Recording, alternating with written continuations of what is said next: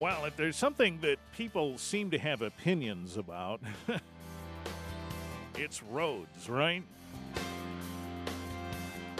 Yeah, and recently we heard some of the results of a study of I-94 and other roads in the state of Michigan after that big pileup almost a year ago out on I-94 in Galesburg. And folks had opinions about that. We're going to talk a little bit about that now, that study, the results of it, and so on. Brad Wiefrich is with us now. He oversees highway development at the Michigan Department of Transportation. Brad, good morning to you, sir. Good morning to you, too. Thanks for the time today. So with all these opinions, when you go to a party, do you just tell people you're a basket weaver or something? Not always. You know, it may be a little odd, but I actually enjoy talking about what we do here at the Department of Transportation and enjoy trying to explain people why we do the things we do. Well, let's do that then. Excellent. We've got the right guy, that's for sure. So let's talk about this study first. What was the intent of it? You know, the intent, obviously it started out of the incident that I don't think I have to remind anybody here of on January 9th of last year when we had our 193 car pileup out on I-94, and there was a letter written from Senator O'Brien asking the governor for us to take a look at that stretch of roadway and see what's really going on there.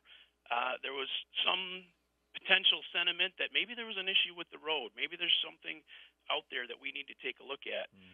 Our department said, yep, that's great, but we have similar incidents, although certainly not to that extent, all along I-94.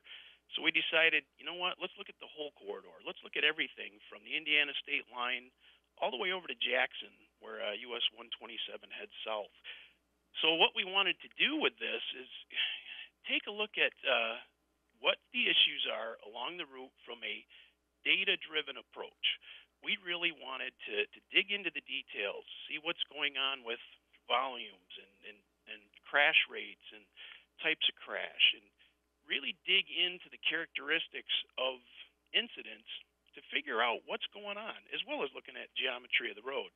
So it was a collaborative effort. It was great working with state police, federal highway.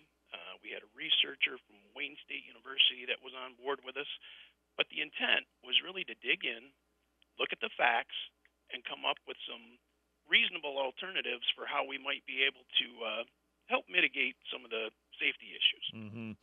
Yeah, well, I think you're right. You don't have to remind us about that that situation. But there is an interesting perception, and it doesn't appear to bear itself out in the statistics, but there's a perception of that Galesburg stretch of 94 as some kind of wind tunnel or some kind of major winter crash zone. Does this report bear that out? From a data and statistical standpoint, it really doesn't show us that there's a lot of difference between that section and other average sections along the roadway. I used to manage the office in Marshall for about 6 years for MDOT. Yeah. And, I drove that stretch many, many times to our region office back and forth to Kalamazoo. And it's unique, obviously, with the barrier wall section, west of 88, at mile marker 88. You have the big hill to the south. You have woods in the lake down to the north. It's unique, but the geometry of the roadway itself really isn't that much different. And from the data-driven approach that we took, we really didn't see a lot that was that unique. All right, interesting. We'll talk more about this and the results of this study to which we've referred coming up in just a moment. Brad Wiefrich is the guy who oversees highway development and engineer with the Michigan Department of Transportation. WBCK 813. WBCK Wednesday morning. Our guest this half hour is Brad Wiefrich. He is the guy who oversees highway development at the Michigan Department of Transportation and engineer. So yeah, we've heard that before, Brad. That this Galesburg stretch and really West Michigan I-94 doesn't suffer from any particular engineering woes that would cause major problems. But, occasionally we have troubles out there. And so The study did try to uncover any sort of suggestion that might improve the situation, though, didn't it? Correct, absolutely. And we were looking at everything from hard projects, reconstruction, rebuild type projects, to operational initiatives, snowplow initiatives, law enforcement initiatives. So we were looking at pretty much the wide spectrum of potential mitigation, not just, we need to build more. There's a lot of things we can do from an operational standpoint as well. What are some of them? A lot of those, one of the biggest things that we noticed along this route, when you look at the overall crashes on this route, they were fairly average compared to statewide. But wintertime, they were very high. Mm-hmm. And again, something I don't have to tell the folks in Southwest, lots of lake effect snow. Right. And that lake effect snow, the way it comes in bands is especially problematic. Drivers on the route may be driving along in a nice, fairly clear day, and a couple miles later, you're going to hit that wall of snow. Right. So what we want to do is be prepared as we can from a maintenance perspective, and our Southwest region is piloting what's called the Maintenance Decision Support System.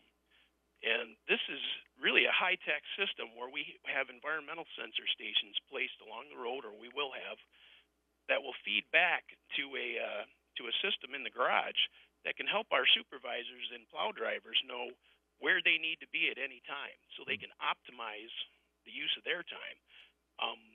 Tied to that, we may be able to get some sort of messaging out to the motoring public as well. Mm-hmm. Our problem with that is that these locations aren't always consistent, and a static sign in one place may not always be effective. And the way that the weather conditions change so quickly, if we have a message that we flash up on one of our boards that says, hazard weather, drive with caution ahead, and they don't see any hazardous weather, mm-hmm. that really weakens the effect of the sign. Yeah. So we have to be very cautious and very strategic about how we get that type of messaging out. But those are really the big operational things that we want to get to, is really improving the effectiveness of our winter operations. So how do these sensors work? They can actually tell you it's snowing at this pace in this location, or there's this much snow on the ground in this location. How does it work?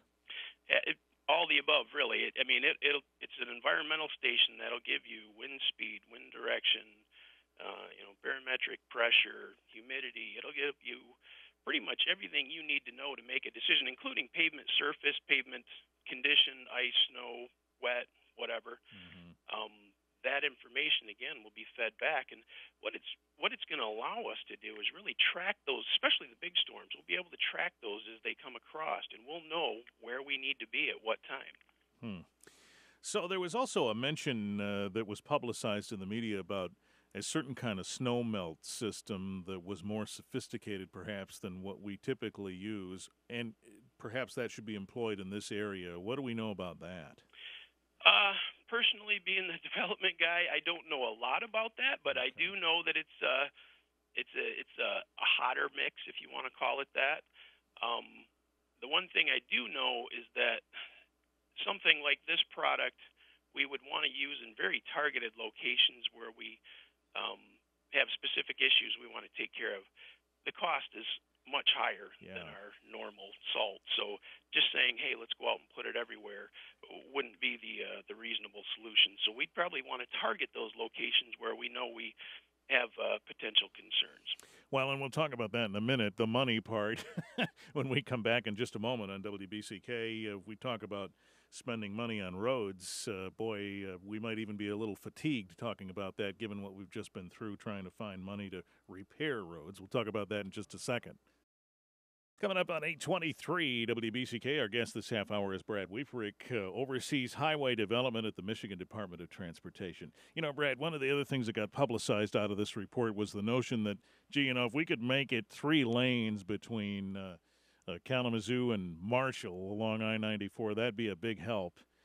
But how realistic is that? Not very. And for a couple of reasons. One, the cost would be extreme.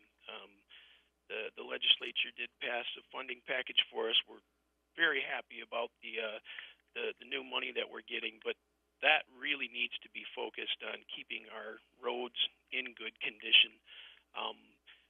Any expansions like that we're talking about really need to be targeted to those areas where it would have the biggest effect. Having more lanes, you'd have less cars per lane. That's obvious, but we need to look at it from a from a risk-based perspective, and making sure that if we consider any widening like that we're really going to target it at locations where it's going to have a big benefit. Not all of I-94 is showing an issue that would require widening. So, we are looking at the next pieces in Kalamazoo. We've widened over from 131 over to Lover's Lane, and we have plans to continue that around to Sprinkle. I believe that's in our 5-year plan, not for a few years, but it is in the works. We're doing some other major improvements along the route, including the 40th Street interchange on I-94 there east of Galesburg.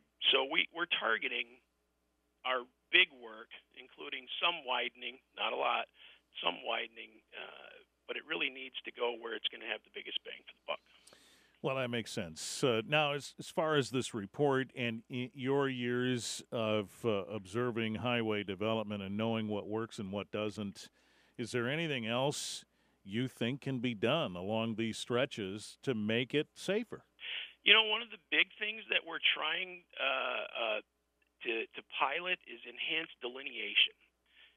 When I drive down a piece of freeway that's newly reconstructed anywhere in the state, all of our reflectors are up. All of the pavement markings are nice and bright.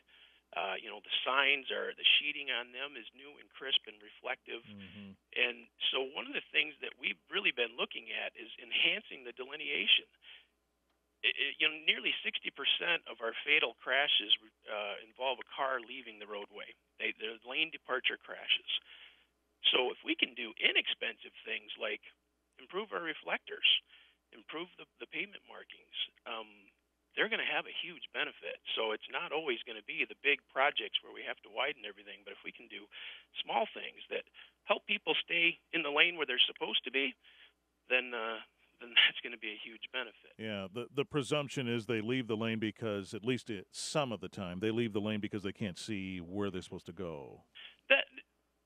It could be some confusion there. I mean, there's lots of reasons why people leave lanes, and driver behavior is a whole other conversation. But like Captain Brown pointed out in our event the other day, that at the end of the day, folks have to drive at a reasonable speed and under control. He gave out some stats about the number of folks that were ticketed for driving too fast for conditions. Right.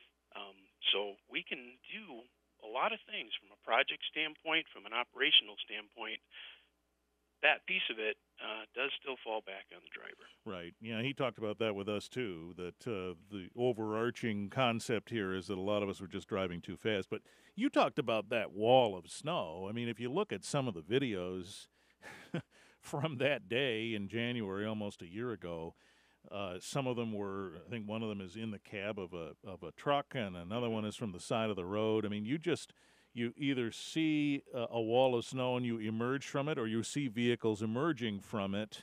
Mm-hmm. It is a wall of snow, and I don't know how slow you can go. Well, as slow as you need to be in control and to be able to stop for anything you see, and that's a challenge. Yeah. And as an engineer, I would love to say that I can design anything to make it work, and there are environmental factors like this that are just beyond our control. Mm-hmm.